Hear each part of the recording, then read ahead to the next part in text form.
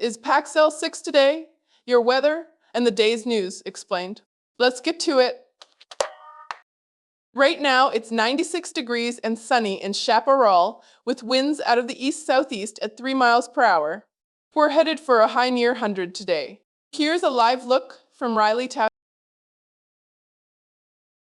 A man has been arrested in connection with a fatal hit-and-run in El Paso, police announced. Investigators identified and arrested 21-year-old Abraham Sosa Castro, a Fabens resident, this past Tuesday in connection with that crash.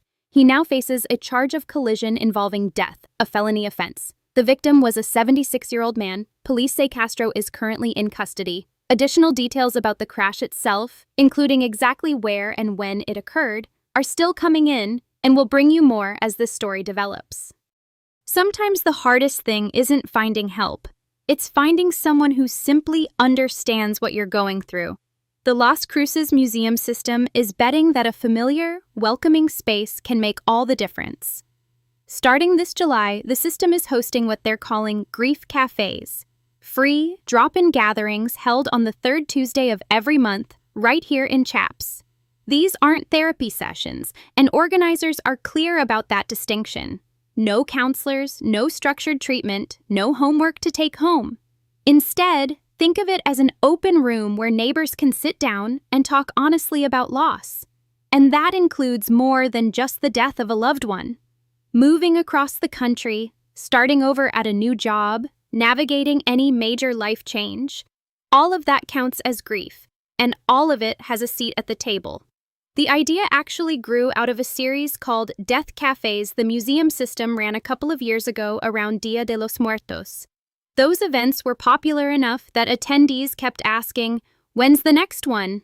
Museum leaders say the core goal is simple: help people leave knowing they are not alone.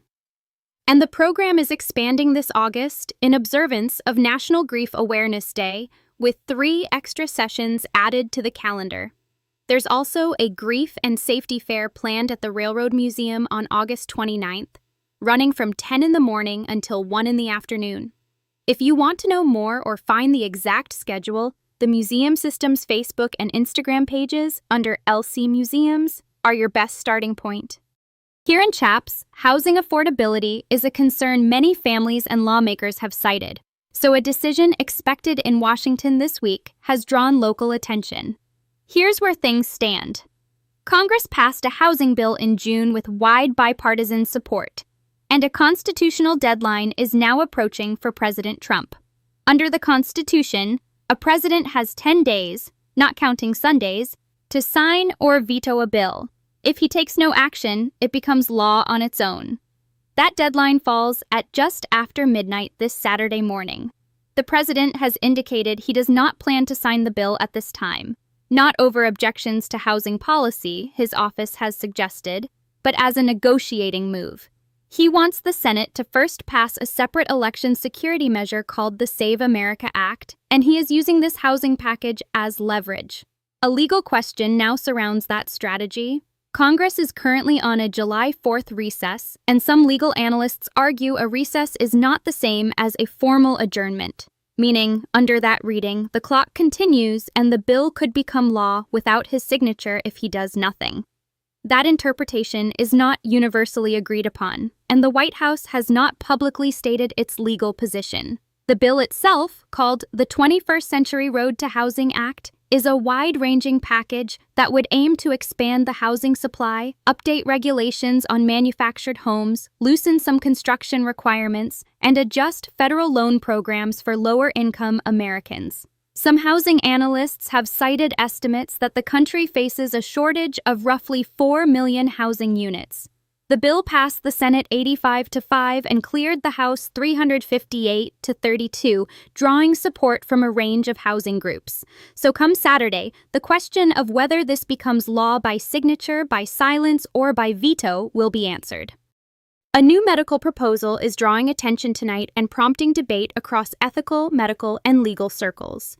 The idea under discussion, allowing patients who have already chosen euthanasia to die through the process of organ removal itself, rather than receiving a lethal medication first and donating organs afterward. Proponents argue the approach could preserve organ quality and potentially save more lives on transplant waiting lists.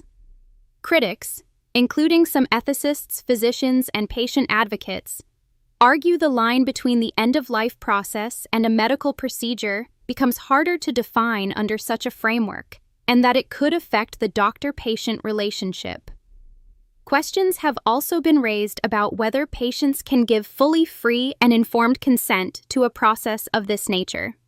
The full scope of who is behind the proposal and where it stands in any formal review process is still developing, and the discussion is already extending beyond medical and bioethics communities.